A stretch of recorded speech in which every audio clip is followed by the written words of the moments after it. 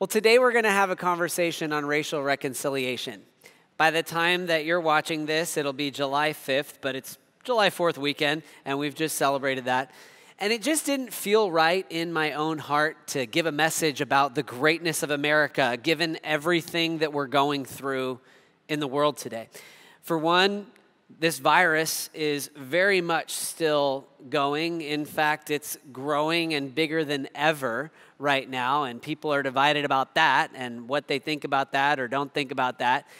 Secondly, we are seeing racial division unlike anything that we have seen in a very, very long time.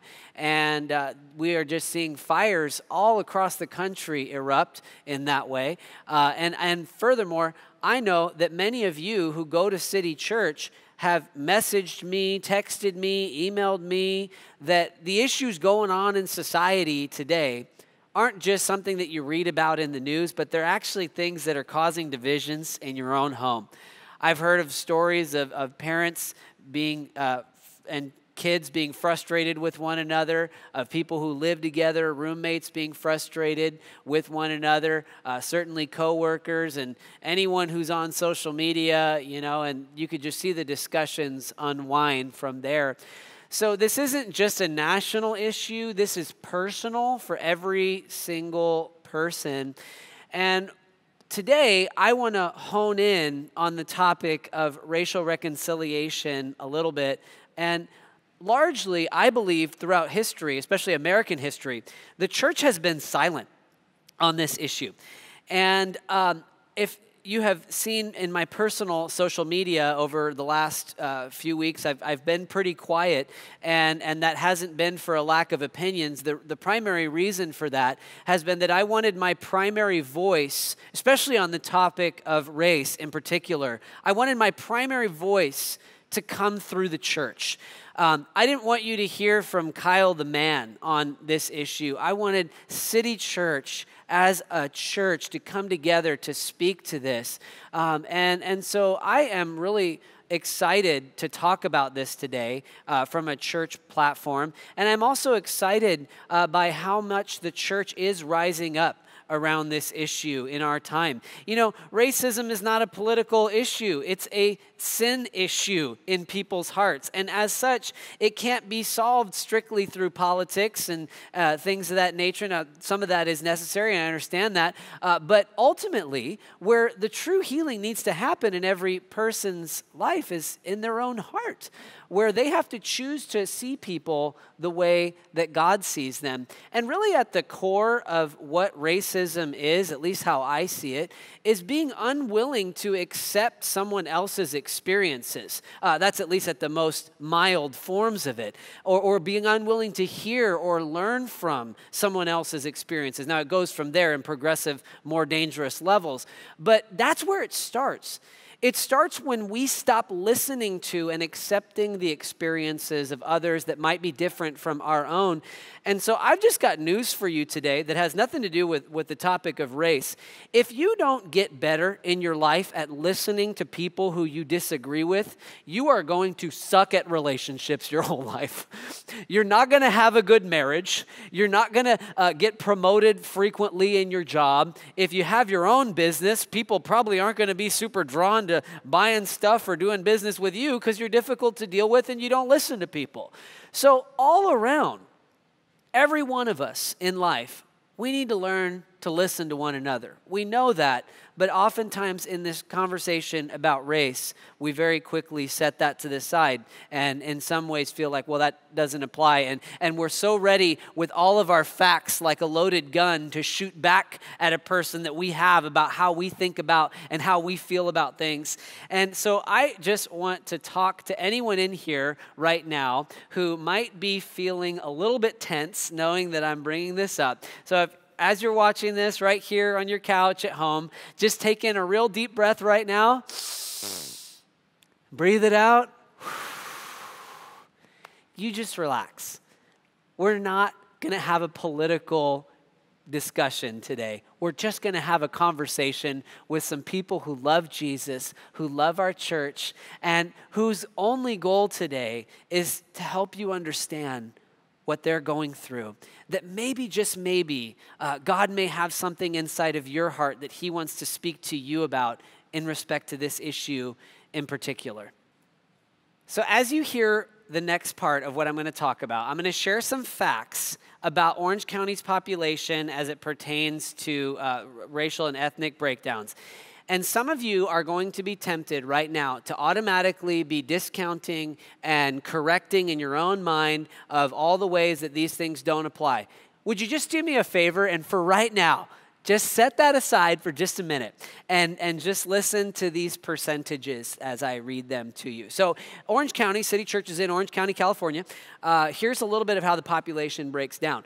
We are 38.6% Caucasian or white, 35% Hispanic, 21.1% Asian, a significant group of other that are lumped in there, and 1.6% Black or African American. And honestly, friends, when I read that number, I was absolutely shocked at how low that percentage is. Partially because I have a lot of black friends, but I just never dawned on me that the number would be that low. In terms of income, the average white family in America makes on average just under $100,000 a year. The average African American family makes just on average under $85,000 a year. The average Hispanic or Latino family makes around $71,000 a year.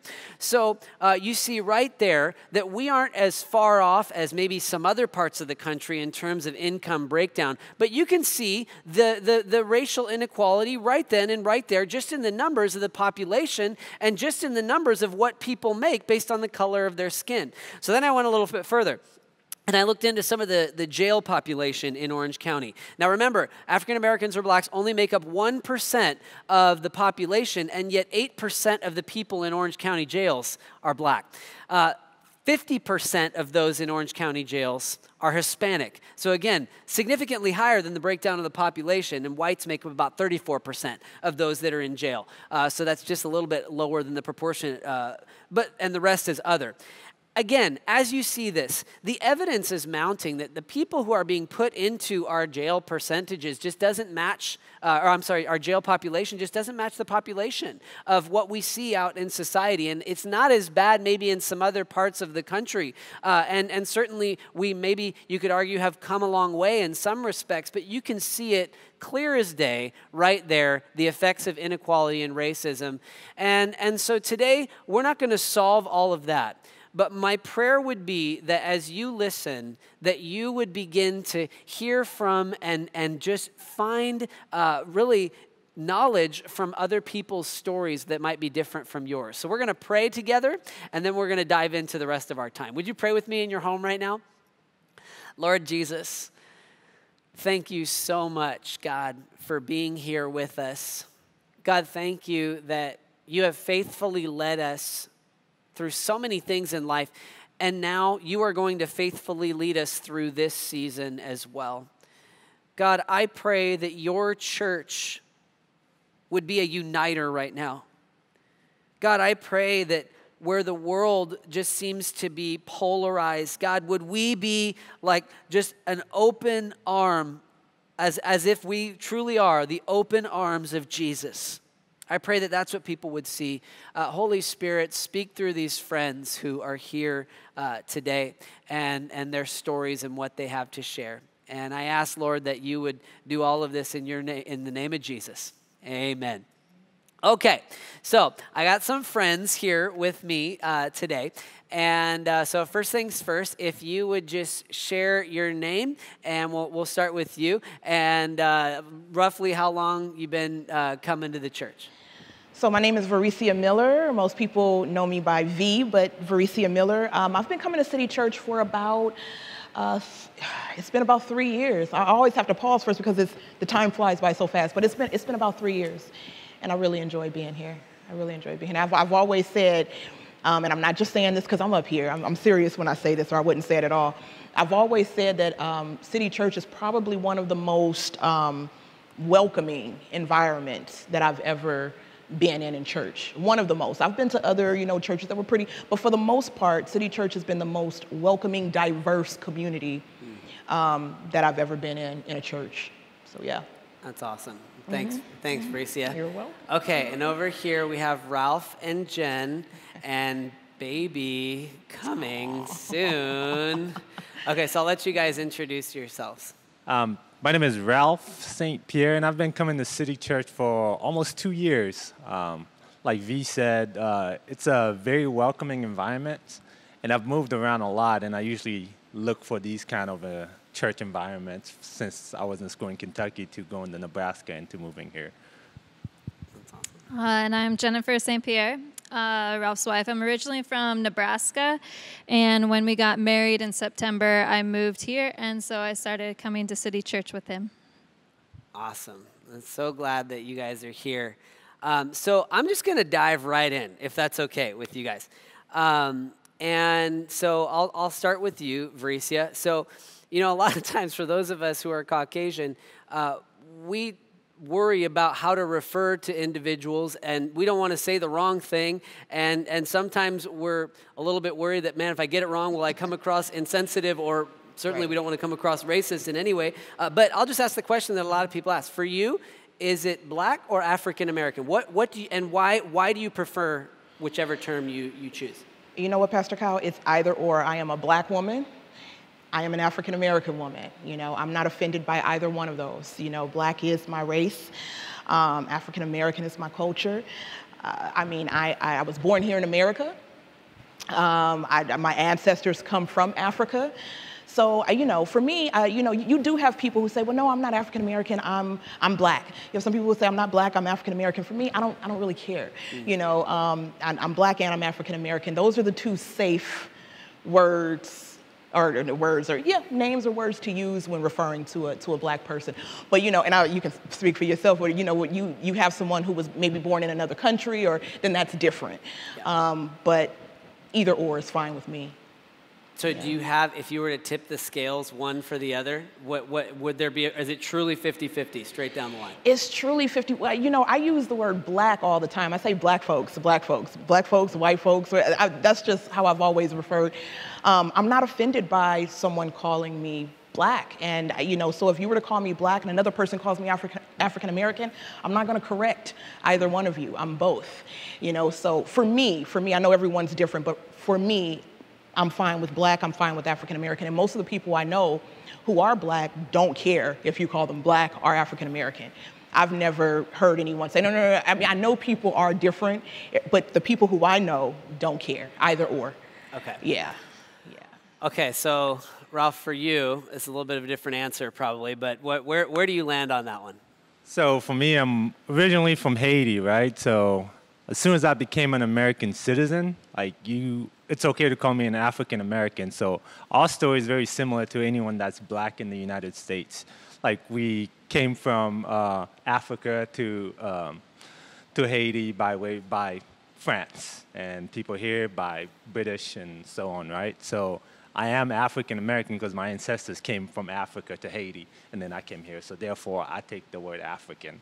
And you can call me Haitian because I was born in Haiti, and I am physically black, so I will never be offended if anyone call me black, because it's a fact. You can't run away from facts, right? So it sounds like in there, Haitian, black, African American even, or would it just be the African? I heard just African. African American. African American. Since okay. I'm a citizen, so okay. therefore I am an American. I take that as some type of pride, you know. Yes, right? Absolutely. So I can't be offended. So if you call me a Haitian, it's because you know me, and then we talked about this. You know, oh yeah, I'm from Haiti. I'm Haitian. Cool. I won't be offended because I am from there. You know, hey, African American brother Ralph. You know, my ancestors came from Africa, so I have no reason to be offended for somebody calling me African American, even though I was born in Haiti.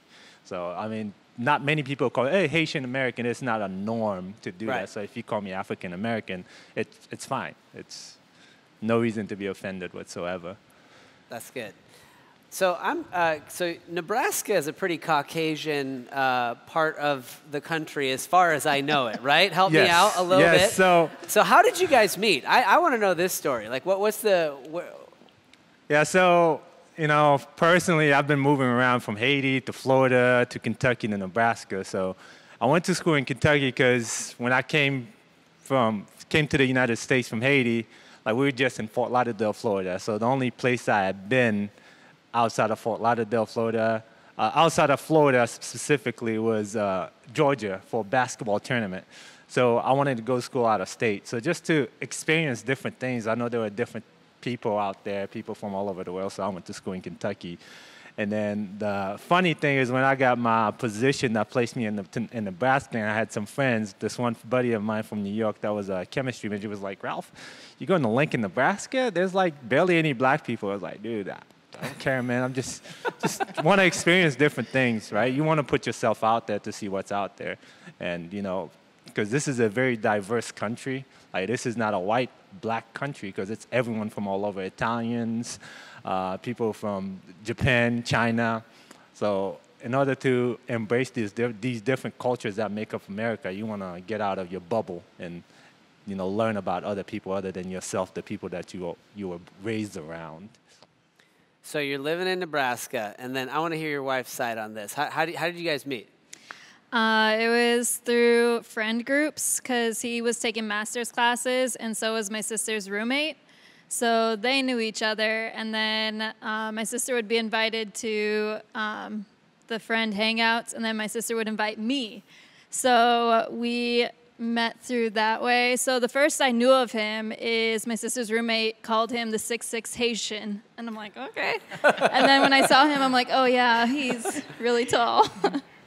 So, yeah, we just kind of met that way, and the friendship grew. So that's really cool. Yeah, that's really cool. Well, you know, I guess I'll dive into this one. Were there any issues with any of that stuff in terms of, you know, racial things with y'all's families or anything like that? Actually, like for me, it wasn't a race thing. It was like my grandma was very old. She was like, Ralph, like she doesn't speak Creole. How am I going to talk to her? That was the only thing. That's literally the only statement that was made. My family are pretty open. My sister, she loves her to death. Like she would basically kill me, quote unquote, if I did anything wrong. So just my family's pretty open. Again, like being born in Haiti, like there was only people that are mainly black people in Haiti. So we're not raised around that difference, you know, that our counterparts in the United States that are black probably were raised around. So I came here at 13, so there was no hate towards white people, hate towards black people. It's just like we only knew one thing. So when we came, it's just, oh, it's just another human to me. Yeah.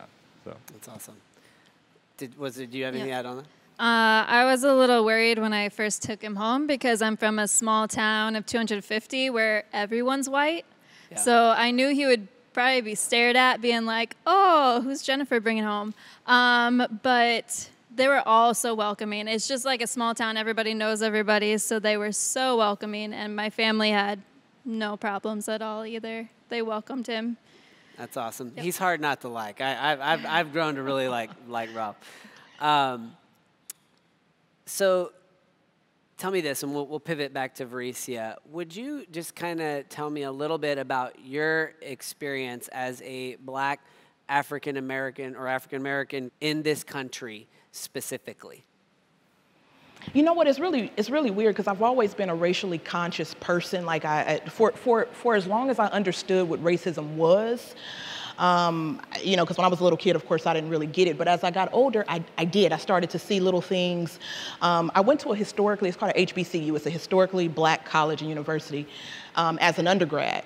So it was an all-black university, and that's where I got most of my education when it came to black history. My mom also filled me in, too, with her experiences and her stories. My grandmother, who was from Louisiana, Creole, with her experiences and her stories. So I kind of learned from them, and then I learned academic stuff in college. But then as I got then I went to Boston University for grad school, and Boston it's diverse. It is diverse, but it's also very segregated. I was one of the only black women in my classes, in most of my classes. Not all of them, there were a few, but for the most part, I was the only black. And then I saw little things. You know, I did see little things, I experienced little things. For me, it hasn't been direct in-your-face racism. I've only been called and I shouldn't say only because it should have never had it happened at all, but I've only been called the N-word one time. I was about 14, 15 years old. I was at a bus stop with my sister, and some guys, and this is when we were living in the Valley, some guys they were like in a pickup truck or whatever, and the guy in the passenger seat just blurted it out as they were driving by. They didn't say it to us, of course. They were just, driving by. But me and my sister looked at each other, and we were like, what? Because we couldn't believe that word. We knew what that word was. But back in like the 90s, we knew that racism existed, but you didn't feel it the way that you feel it now. I mean, for some reason, I can't say for some reason, we have social media now, so everything is out there. But now it just feels so weird. I always knew that racism existed, but now it's like, man, I really see it. It couldn't be more clear. For me, it's been the subtle stuff. The institutional, the systemic racism that everybody's talking about nowadays, because that's what most black people, and I can't speak for every black person, we see people like George Floyd, that's not systemic, that's just flat out direct racism. He was murdered, But the systemic stuff is that underhanded, subtle stuff, not being promoted on a job when you're not only qualified, but overly qualified. Not getting that home loan, haven't gone up against that yet, but I've heard stories from people who totally credit worthy, and still didn't get the home in a particular neighborhood. There was no explanation for that. So that's the type of stuff that I've experienced as a black woman, the subtle, underhanded stuff, which is very dangerous because it's hard to prove, but as a black woman or as a black man, that's what it is, so that's mainly been my experience. And one more thing, Sunny Hostins on The View, she had said that having an education, I think the words that she used was great equalizer. It kind of made her feel a part of the greater society because she had an education, so people kind of treated her differently. I love Sunny Hostins on The View, but and I can kind of understand where she's coming from because being that I do have an education, that's kind of made it a lot easier for me in society, but it doesn't change the fact that I'm a black woman. It doesn't change the fact that I'm a proud black woman. So I will still experience, education or not, successful or not, accomplished or not, you're still a black woman, And so when you go into that store, they don't know if you have an education or not, and some people don't care. You still may get followed, People still may follow you down the aisles. I've never stolen anything in my life, but have I experienced people following me around the store? Yes. Knowing what it was all about, So yeah, for me, it's mostly been the systemic, underhanded stuff that I knew was racism. Yeah. So, yeah, it sounds like from what you're saying, you've had that one direct experience, but and a lot of the other stuff you speak to is a lot of the systemic, the undercurrent. Absolutely, which is what I think is even more dangerous because it's very hard to prove. And so because it's hard to prove, it continues unchecked. Unmonitored. Of course, someone can always say, that's not the reason why I didn't hire you. Your skin color has nothing to do with it. I would never do that. But and look, I've always said this even on, in my Facebook posts, and I think I can safely speak for most black people when I say we're not looking for a handout. I've never looked for a handout, more like a hand up if it's deserved. Anything that I deserve, if I don't deserve it, if I'm not qualified, look, if Jen is more qualified for the job, give it to Jen. I don't want a job that I'm not qualified for, but if I'm qualified, if I'm overly qualified and Jen gets it over me, now we have a problem. Yeah. So this is what makes systemic racism so dangerous because it's hard to prove and it's perpetuated from people saying, no, it's not that, denying it.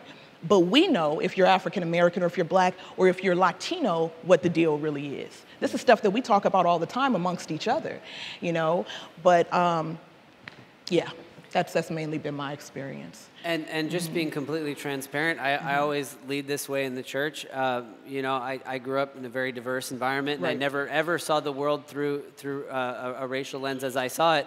But I think what I was blind to, and this is where God has opened my eyes, and this is what I'm praying happens with some of the church listening to this or whoever's out there, is the systemic stuff. That was the part that I never really fully started to understand until a friend of mine named Charles, if you're watching this, love you, bro. We had a conversation in a hot tub one day, and he talked to me about driving while black. That's what he called it. And just how he lived in fear of just being pulled over and not just that, but all the other things. And so God began to do that in my own heart. And that was the part that I never saw. And that's the experience for those of us who are Caucasians. I think it's hard for us to understand, and that's why it's so important for us to listen. So Ralph, kind of pivoting to you, just what's been your experience as a black person in this country? So again, since I immigrated from Haiti, where I live, I went to school where a majority of the kids were black also, right? And there were some kids that were, from all over, like there were some Jewish kids, German kids, and things like that. But at that age, I didn't experience it because I was mainly around people that were Haitians, Jamaicans, African American at that point, right? But once you start getting out of, away from home, going to school in Kentucky, going to Nebraska. For me, it hasn't been as bad as majority of people, but it's happened, and I've observed it happen to my friends over the years. In Kentucky, there are many things that happen on campus that, that were overtly racist countless times. And for me, like she said, I've only been called the N-word once, and it was pretty funny to me. And in my point of view, it was me and one of my roommates, Texas boy, white kid, and I was a black kid, and it was actually in Nebraska, and somebody just called me the N-word. It was pretty interesting. I was like, dude, why, basically? But it was literally the only time that I experienced that. I've been fortunate enough. I'm a pretty friendly person, just very curious, love to learn about other people's culture. So I've created this massive network of people that I've met from all over the world, right? So understand their point of view. So I think that I've helped shielded me from people coming at me in a certain way, just because I'm usually around my friends, because I was away from family. So I have to create new families everywhere I go. And my families always have people from Africa, white Americans, white people from Germany, people from all over the world. So I've been shielded a little bit, but a lot of times I've observed it when I'm with just me and my black friends, how I'm treated, if I go to a bar or if we're just walking down the street, how we're treated when it's just me and them, compared to when it's me, my Asian friends, my white friends, my friends from all over the world. It's literally different. You get a different vibe, how people are looking at you, how, the cops are looking at you, asking you questions, oh, what are you doing here? Things like that. But, everybody belongs. Everybody belongs here. That's the beauty of the United States. But as far as racism goes, so one of the way I think is that whenever something is dying, there will be like such a fight against it. Like if this is your culture and then people are trying to change it, even if it's like systemic and you don't think you are, if it's dying, everyone that, have that way of life will continue to fight it with their very, very hard to fight it. And it's very interesting just living in those different communities. You can see, people are good at their very core, but it's just like they had a way of life. Like that's just their norm. They don't think anything of it, and so they don't see it. And it's hard for them to listen to you because they can't experience what we experience based on the color of our skin. We can't change the color of our skin. Like we don't want to, we can't, there's nothing we can do about it. And I was raised Christian, my mom used to wake me up early in the morning, cold showers in Haiti, which were not fun, and then walking to church, right? So the only thing, my mom never taught me to hate anybody.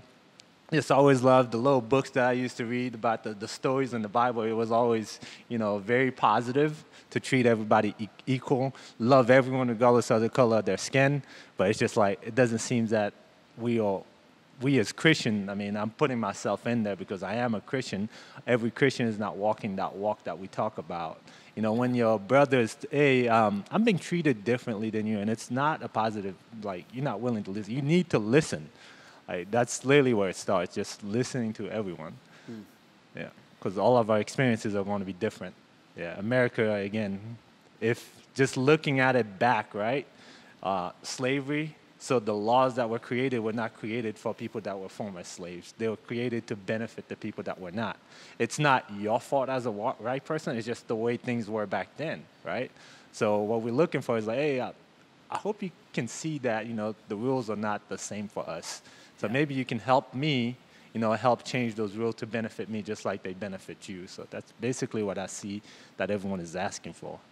Like you said, we're not asking for a handout, just the same opportunities. And some of us have been fortunate to have those opportunities, and some haven't because of their color of their skin, or their level of education is very important also. Because like some of my friends were talking, was like, if I didn't have an education, the doors wouldn't open for me, because there's this idea right now, which I truly believe, you do not need a college degree to be successful in America, but if you're black and you don't have a college degree, it's really hard. It's really hard. Ralph is, for those of you who know him, you're one of the most positive people. And, it's funny when you start out the question, you were saying, it's really only experienced it once in an overt way. And then you went on to mention like 2, 3, or 4 that are pretty significant, thinking about how people are looking at you in the store, and then you went on to talk about even how, that in your own heart, like you just said it, if you're black and you don't have an education, it's harder. And I love the nugget that you shared when you were talking about what V mentioned about, you didn't want a handout. You wanted, the rules were set up. You talked about how to benefit not people based on the color of your skin. Yeah. And so I loved how you just shared that you were just wanting the same opportunity that everybody else had. And so I want to share with you as the church, I think that's what people are looking for, and that's not anything big to ask. That's what everyone should have who's created in the image of God. Yeah. So thanks for sharing that. And I think that there's a lot more of it under the surface as you were talking. I'm like, okay, it's coming out. It was there. I saw it. Maybe, I know you guys have been married, you said, 8 months? 10 months? Is it September 7th? Like 10. 10 months. Okay, 10. So I'll ask you, Jen. Just in your experience in the last 10 months being married to Ralph in California, have you perceived any of racial things, people looking at you guys, anything like that here? Or how's that been for you?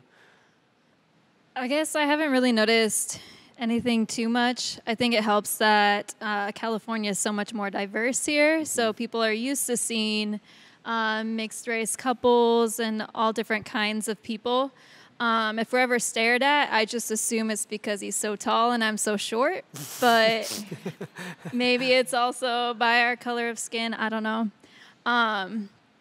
But the most unique thing that I see is anytime we walk down the street and he sees another black guy, he's like, hey, what's up? Or, hey, dude, hey, bro. And I'm like, what the heck? You don't even know him. He's like, oh, we all have a brotherhood. Like, we always say hi to each other. And I'm like, okay, I did that in Nebraska, but I wouldn't do it here. Like, so I just think that's kind of cool how they have a community amongst themselves and they're always acknowledging each other and like so friendly. And I'm like, oh man, I need to start doing that with everybody else. That's awesome. That's awesome. Okay, so I'm going to add one word onto the same question, and it's the word Christian. I mean, you talked about growing up, mom read you the Bible stories and stuff, but throughout your life, how has been your experience as a black, I'll start with you, a Christian woman, and how has that, how has it factored into how you've seen the church and the church act, speak, not speak, all that? Just love to hear your thoughts. You know what? Just to be honest, I'm really surprised, and that's why I'm glad to be doing this right now with everyone here, because I have seen some churches who have done similar a similar event, but not most. And what's really weird to me is that as a church, I feel like, and I'm not one to tell any pastor what they need to do, but I do believe what they should do is address this issue, because it's such a big issue, and it's not. There's no one walking the face of this planet, whether you're black, white, Latino, who is not affected in one way or the other by racism. If you have a diverse church, or even if you have a church that's all black or a church that's all white, it really doesn't matter. You're affected by it too, in one way or the other. And so I feel like the church has a responsibility, just the type of institution we are, we have a responsibility to address these issues that's affecting so many people. And I don't know, I don't get it. I feel like the church has a responsibility to address a lot of things that they've been silent about, and kind of like intertwine it in with the word of God, because God talks about it, and God is pro-social justice. You know, I know he's pro-equality. So I really don't understand how churches can overlook and then just start reading the Bible and talking about love and forgiveness and all of this as though this is not an issue. You can talk about love and you can talk about forgiveness and add race into that mix. But to just act like it doesn't exist, it really, honestly, there have been very few Christians over my lifetime that I've looked at and said, man, I want to be more like that person. Very, very few. I've actually seen a better example of who God is in people who don't even believe in God, honestly.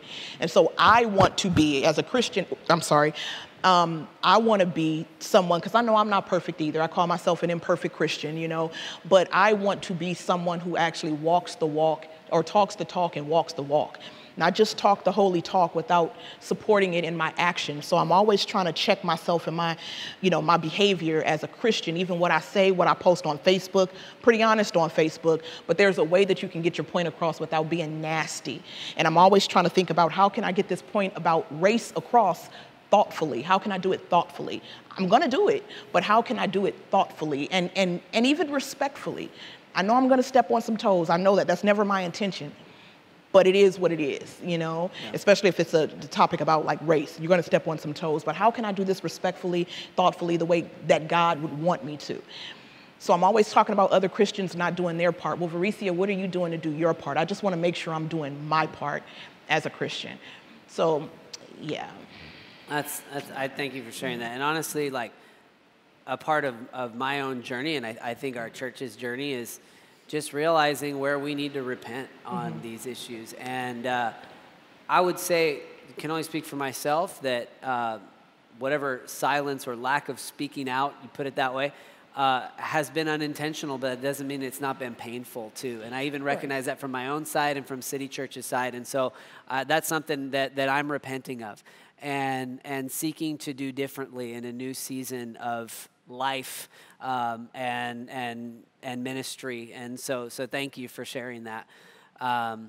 So Ralph, same question to you, except adding the word, what's been your experience as an African American or Black Christian in this country? So for me, as far as all Black church, it's Haitian church back in Florida. That's the only time I went to all Black church. As soon as I stepped out, some of my friends that literally were white were helping me. Oh yeah, there's this community here on campus. Let's go to this church, which I was very open to because my mom always taught me, go to church. Even now, Ralph, you need to go to church. You need to pray. She'd call me and still tell me those things. So I never had any issues. The only difference, and just as a joke as a side note, Haitian church is about 3 hours. So as soon as I started going to other churches, I was like, oh my God, only 1 hour? This is amazing. But, but as far as it goes, it just seems that churches, are supposed to be inclusive for everybody, regardless of what your point of view is. And if your brother is suffering, even if they just feel like they're suffering, right?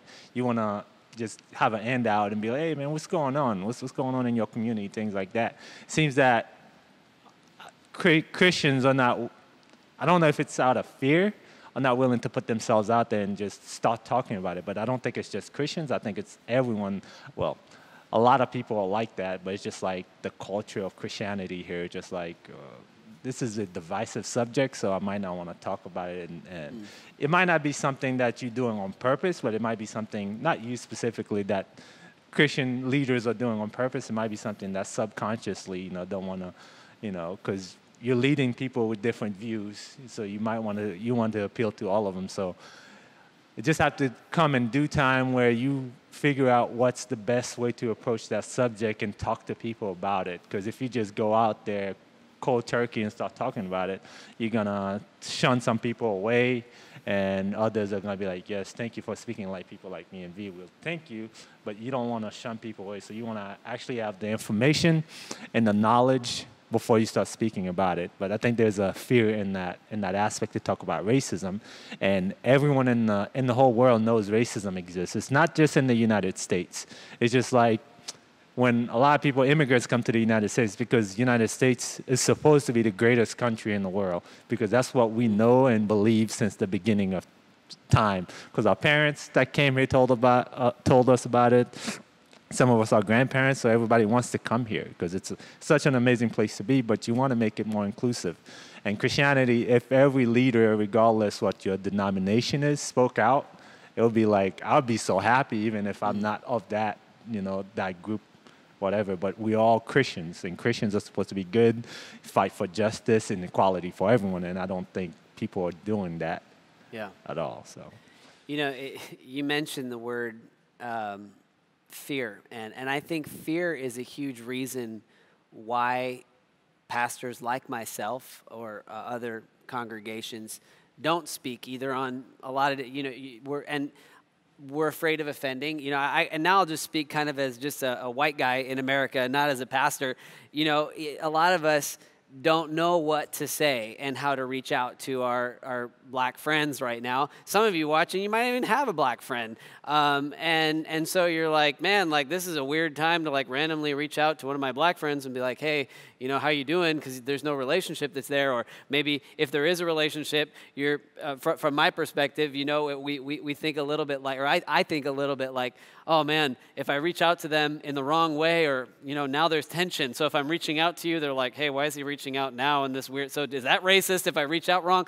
And so you can kind of cycle in your head a little bit and then just do nothing. And honestly, that's what's happened to me at different parts. And so how would you guys say is the best way? I think our black brothers and sisters are hurting right now. If there's one thing that I can see clearly is they're hurting. So what would be a way to reach out to someone who's hurting in that capacity, you would say? And you know what, Pastor Kyle? I do believe that black people are hurting, but I also believe white people are hurting. We're all hurting for different reasons. A white person can never 100% identify with the black experience. But you don't have to 100% identify to be a human being and have a heart and know that, man, that's not right. That's not cool. And you know what? I don't know. Maybe it's just, I think we're all kind of vibes people to a degree. I can kind of, I know, and I'm not always right, but I know when I'm around or in the company of a good person. I really do. And I don't care if they're black, if they're white, if they're Asian. I know when I'm in the company of, like, I knew that you were not racist. I kind of knew that by the way that you treated everyone in your church. This is why I say I feel like city churches, and that's one thing that really, really, really stands out for me is the fact that I feel like everyone feels welcomed. I've spoken to people who are Hispanic who say, man, that's really welcoming church. So I kind of look at how you treat people, how you look at them, how you talk to them, how you interact with them. I kind of look at that, and then I make a determination of what type of person you are. And I think I kind of got off of the topic of what you were saying. You kind of got to it. I mean, it's at the core of it. I think it comes down to relationships. And yes.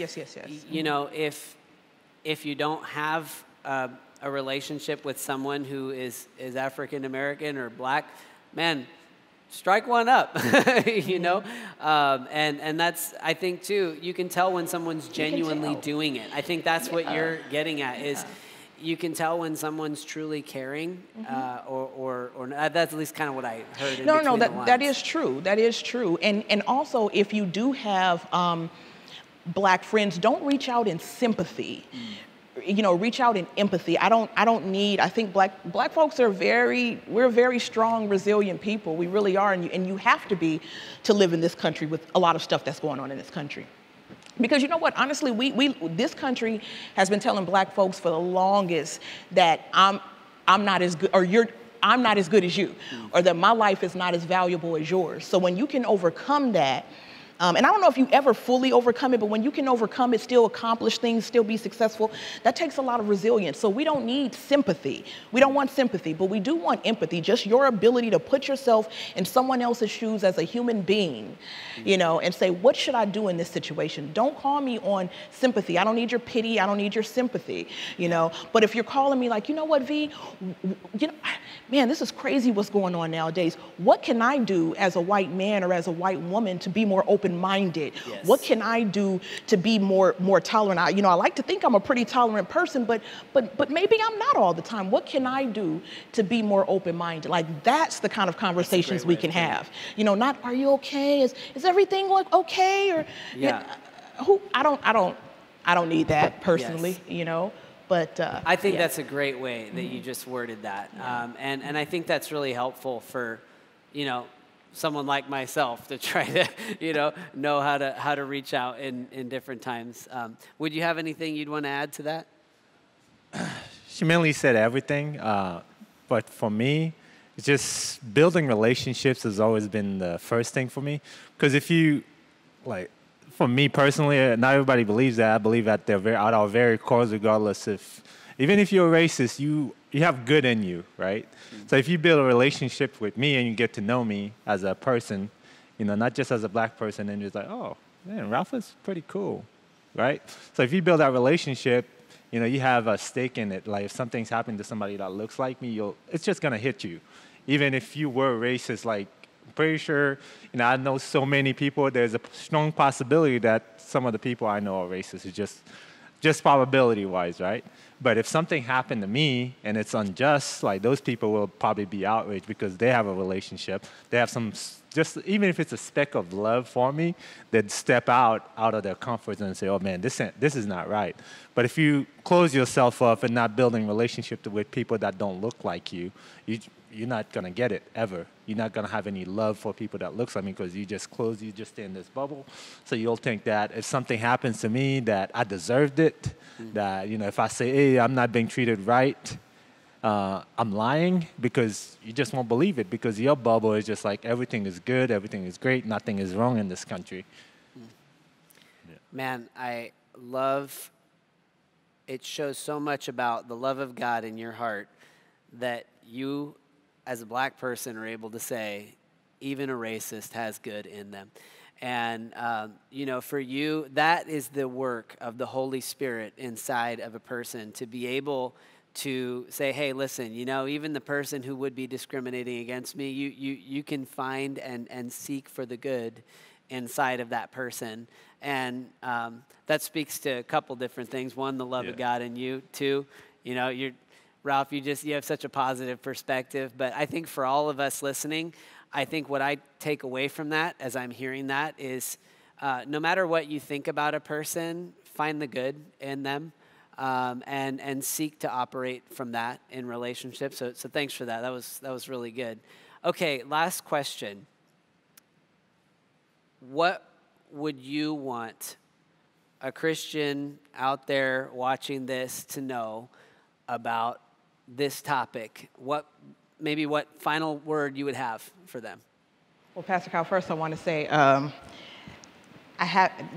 you were right about, oh my gosh, I just draw a blank on your name. That's so crazy. Ralph, it's horrible.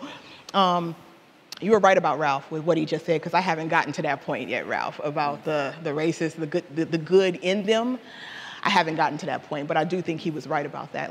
You really have to have the love of God in your heart to get to that point. Haven't gotten there yet. Hopefully one day I can. I would like to say that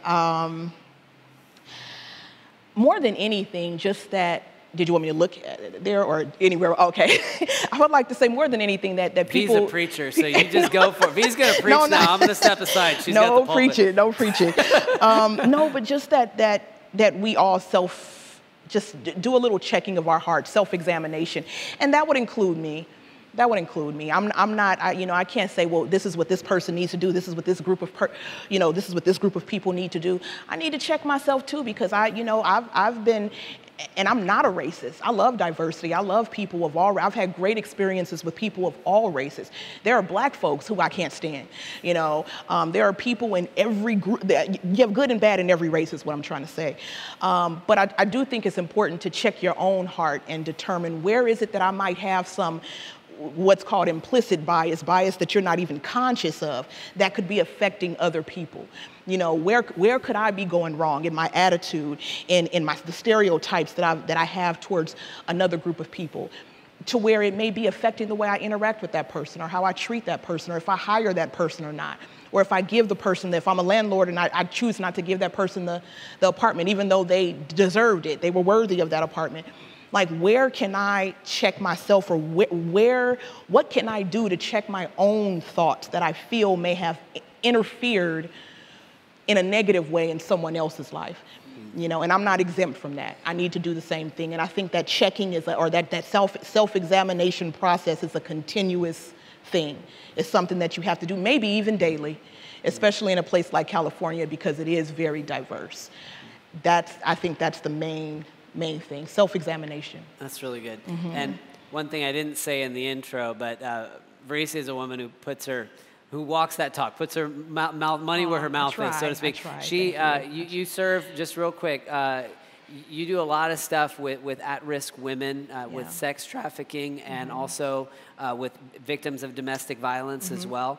And so this woman knows how to live and walk empathy. And so, you know, to hear that from you, that I think that's just so helpful for all of us to think of self-reflection, but also being the kind of person who walks the talk, because that's who you are. So big deal. Thank you. Thanks for sharing that.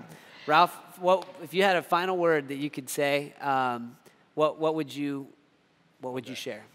I'm going to tell a story. I thought there were going to be those two questions that were very similar, and then I'll go to it. So when I was younger, it was in high school, one of my friends, she's also Haitian, and she was dating a white kid, right, which we were all cool with. So I'm just to give you guys a perspective how things changed from generation to generation. So his parents were completely okay with it. You know, no issues. They love her so much, right? And then there comes the grandparents that were born in a different age, and they were not okay with it. So that ended up destroying the relationship. So I'm telling this story to give you an example of how, you know, maybe, you know, things will change from generation to generation to generation, but we can't be oblivious to how things used to be, right? So that a speck of that, you know, how certain people were being treated, passed down from one generation to generation to generation, eventually will die out. And right now we're just trying to just cut it off as quick as possible and just letting it fester and just a slow burn. So a lot of people don't believe racism exists, which I am very confused about. It's just like, dude, I am telling you that I'm dealing with this and you don't believe me because of what, right? So just want you to have people to have empathy towards other people of different races. I mean, as you can see, I mean, not going into politics, like the way you describe people makes a big difference. I mean, not even politics, because I have friends that are of different race. Let's just, an example, I have some Asian friends, right?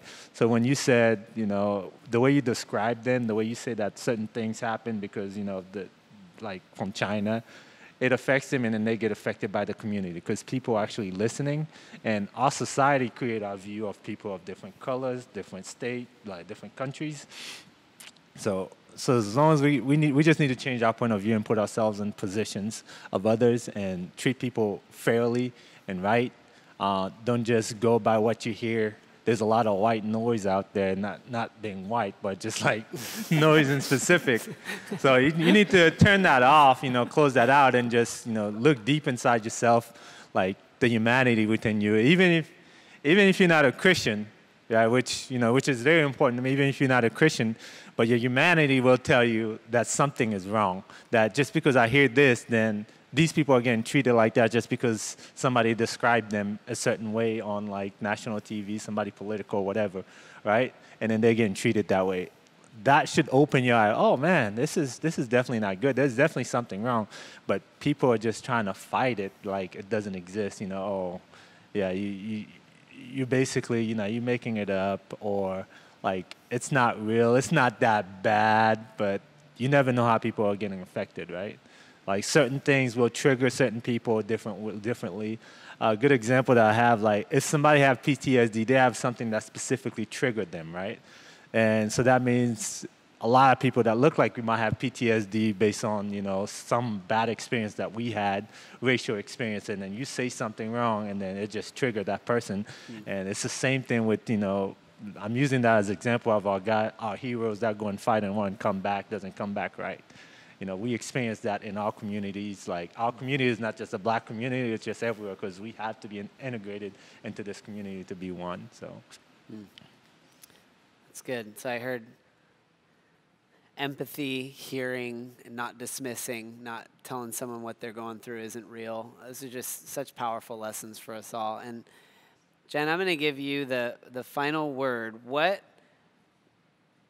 do you hope for your child as a biracial child?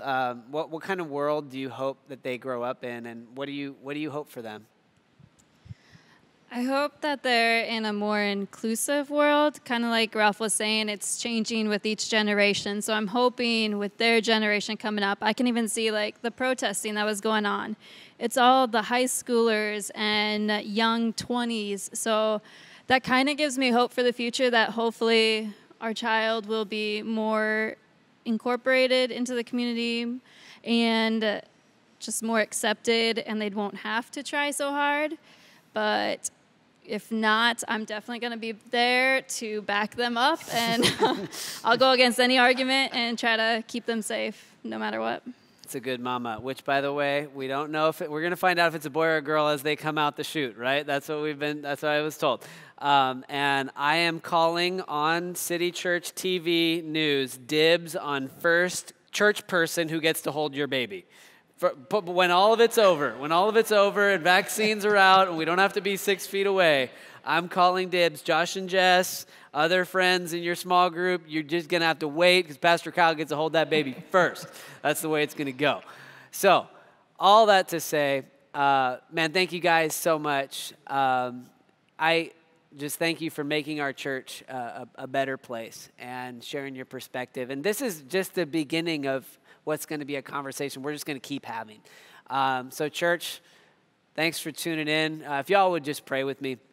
Lord God, thank you that one day every tribe, tongue, and nation will sit at the feet of Jesus and praise you. God, what a beautiful day that's going to be. And I really do pray that the church would be the hope of the world. And that by the way that we deal with this issue, that folks who don't know you would come to know you. You tell us in your word that by this, all will know that you're my disciples, by how we love one another. And so, God, we want to love each other so well in these issues that the world would look to the church and say, whatever that is, that's what we want. And so, God, we thank you that you're here. We love you. In Jesus' name we pray. Amen. Amen.